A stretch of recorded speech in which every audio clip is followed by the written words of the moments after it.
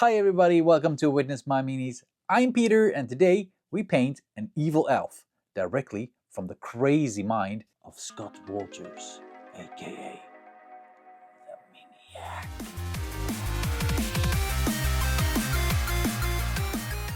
As soon as I saw these minis, I knew I had to paint them up. I got the STLs for them, and with the help of a friend, I got them printed. There are three different, very distinct characters, all of them evil. The Ranger, the Warrior, and the Sorceress. I will start by painting the Ranger, and try to learn something new while I work on him. As most of you guys know, I do a lot of commissions, and I have a small personal goal for myself, to paint more for my own cabinet. Personal pieces that I get to keep for my own collection. It's a miniature I love to have in my collection. When I first saw the Ranger, I imagined him sitting high above in the treetops, looking down on the humans lost in the forest trying to get out, and he in his right habitat, ready to strike like a predator, silent, deadly, and almost invisible to the ones that he hunts. I start with the airbrush. I start with priming the scene black, and as you see here, I have prolonged the branch some, just with the regular stick and some milliput. But as I said before, I want him to feel like he's sitting on a branch high up. So this is just, as I see it, a part of that tree and of that scene, just cut out. I follow up the primer with a dark purple color. That would be my shadow color. I angle the airbrush and spray from underneath so it gets in the shadow. I also spray a lot on the back side because the back side will also be in shadow. So when I feel satisfied with the purple shadow color, I start building some highlights with a yellow greenish tone. And if you look at this color wheel over here, you'll actually see what I mean. So what do we have here? Violets. And what do we have across? We have greens and yellows. This is of course a great way to right off the bat work with contrasting colors. And of course, in the meantime, we start off with a great ambience of our forest scene. I put these colors all over the base and the miniature.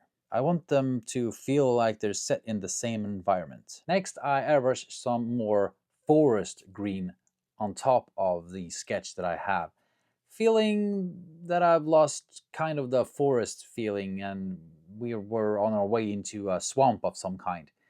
I just wanted to get that lush feeling back. Of course, vibrant green would do the job. After that, I just mix some pale yellow color right in the cup without too much cleaning in between, and I use this to map out the light source of my scene. I start with a general light source just to get everything distinguishable so that I know where different parts starts and ends. It's easier for the painter to see what's what. Also easier for you guys to see what is what on cam. Time to start painting with a brush. I really like the Monument Hobbies ones. I usually start out with 0.3 for start of the work, and for details and stuff I move on to a size 1. Only seldom do I ever go smaller than that, but it happens. I'll start by painting the base.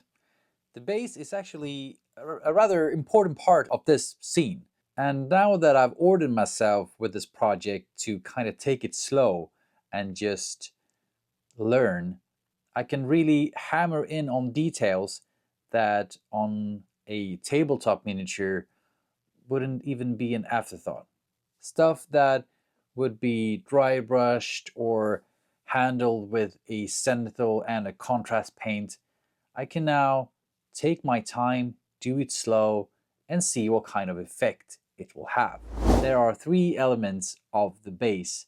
The wood of the branch that he's sitting on, these leather parts that he's also like, is it a picnic blanket of some kind? And of course, them shrooms. I'll spend time on each of them and give them some love. Let's start with the leather parts. I base coat them with red leather from scale 75, a very matte color. I then build up highlights using very small dashes and scratches and lines, using a small brush, doing a bazillion of them. At first, I do them kind of random, but I get more and more deliberate the higher up in value that I go, trying to place those highlights. And when I feel that I've gotten very bright, I go the other way around. I do the same kind of scratches and lines, but with a dark color in the shadows. And when all is said and done, I do feel that I've lost some vibrancy in some places. So I go back with my original color and I glaze in the same color just to get the color back. After that, it's time for the branch itself. It is a great opportunity to work with freehand, just to try to make this stick look like an actual branch of a tree. So I'll go in with freehands using painting with layers, painting those lines that you see in bark. And yeah, basic layering transitions, just moving up in values. But I'm also very careful to not lose all that ambience, the work that I've did with the airbrush underneath. So I make sure to not work with opaque colors, but instead thin down, translucent, and just keep going up in values and don't cover whole areas with colors, but more or less texture, small texture.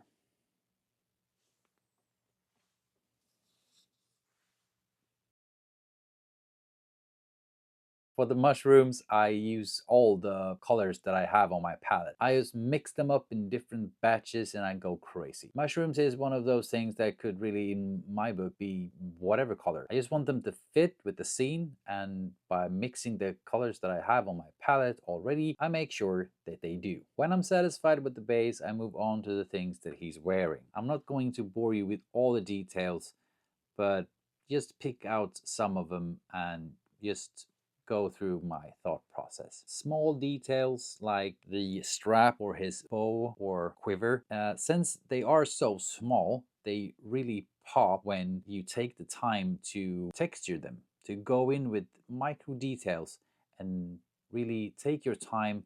And since this in particular is centered and really breaks up the mini, it really makes for a lot of contrast. Again, the micro textures here is just a lot of dashes and lines going slowly up in value. Just using brighter and brighter colors, placing them within the lines that I've already drawn on a smaller and smaller area. A basic layering technique.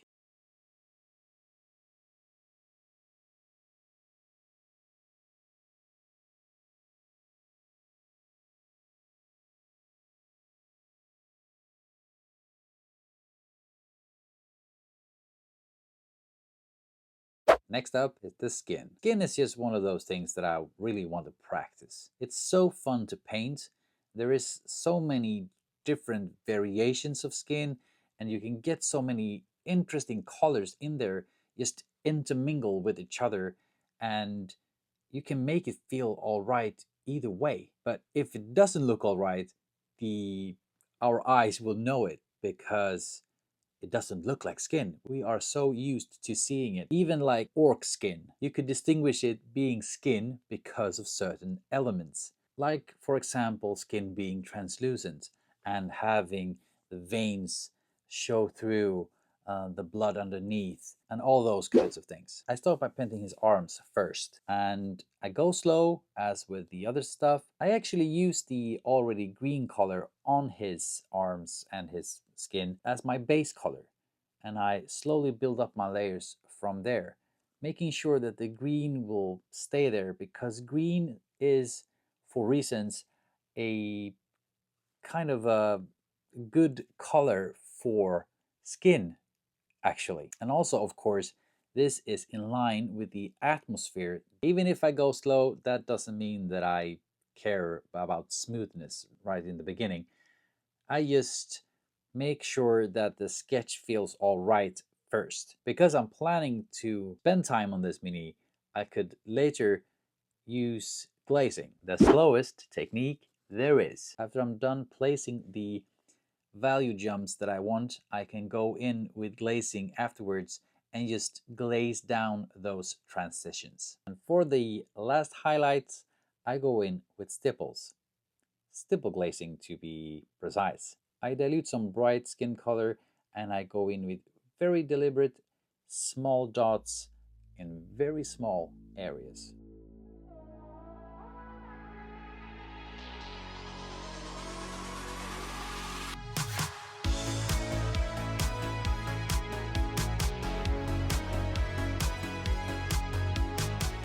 Thanks for all the nice comments that you guys write. I'm just so humble. Thank you so much for taking the time out to write comments and to just engage.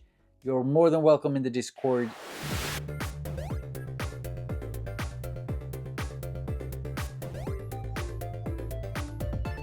So, when painting the shirt, instead of going in with like random like lines and scratches, this time I trying to see it like a fabric with actual strands. So I start by going in with vertical lines and then I switch to horizontal lines, trying to make a freehand of those strands that you see in fabric. Again, just covering smaller and smaller areas while I move up in highlights. I make sure to follow the sketch of the values that I got from my original airbrush work. And I try to think of the strands like individual things to be highlighted rather than a flat surface. I'm a drop in the ocean, just a face in a crowd waiting to be seen. Big dreams set in motion. I wanna go where no one's ever been. I would climb the highest mountain. I would dive the deepest sea, just so I could make you feel what I feel. Aiming for the sky. Yeah, I really thought we'd make it. Got my head in the clouds, but I can see the world from up here. From up here, from up here. The world from up here. From up here, from up here. Can see the world from up here.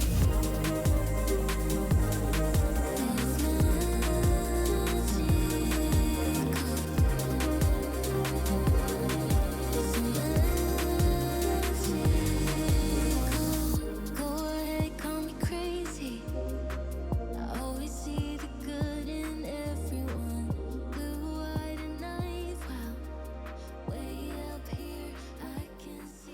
First, I make the shirt kind of blue, turquoise-ish, but then I realized that this would make our friend stand out way too much in the foliage.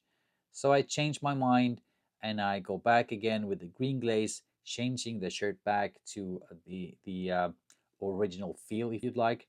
And that's just it. You should never be afraid of trying a color out. You could always glaze over it or paint over it with something else. I make sure to highlight up again after the green glaze. So it's time to paint the face. And just like with the arm, I don't go in with smoothness in mind at first.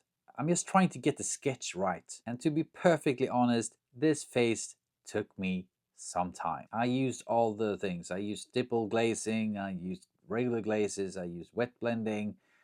I just went all over the place.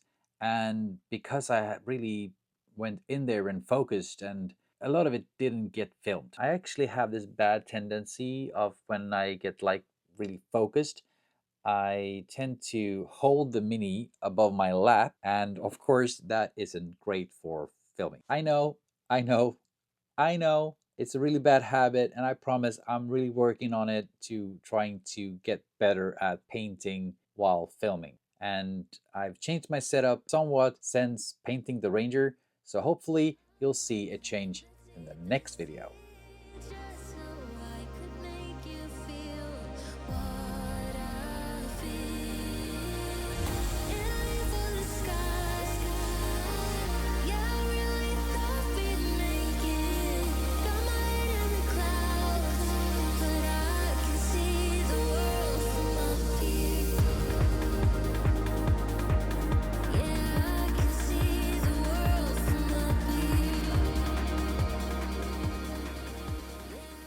For the knees, I choose to go with a gold NMM, following the sketch that I saw on the artwork.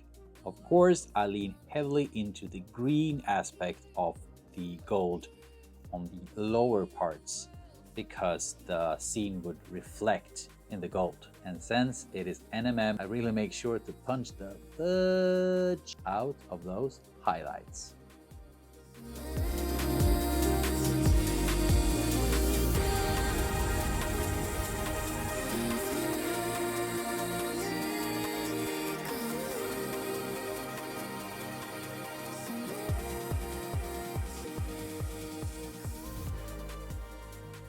Whoa, before we're done with this mini, there are some effects that I want to try out. This is the first time that I use these very small moss tufts. They are great in scale and you can just go bananas and put them on there and it really looks to scale.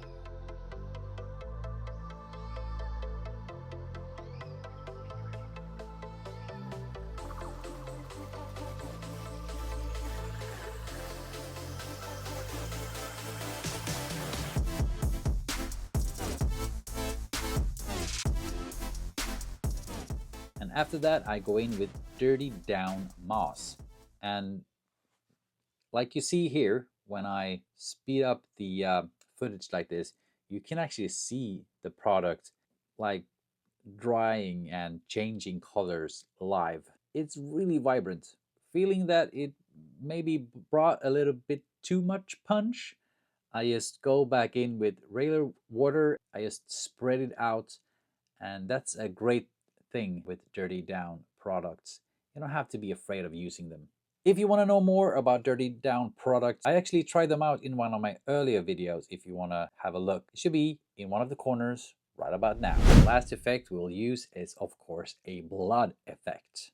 Because I think of him as a predator, of course he has, like the predator in the Schwarzenegger movie, he has leapt down, he sliced a throat, he ripped off a head with a spine still tangling from the neck, and now he's smirking, holding the decapitated head, making the blood drip out of the open gash. So how would we make that? I start by clipping some strands of a big brush and securing them with resin.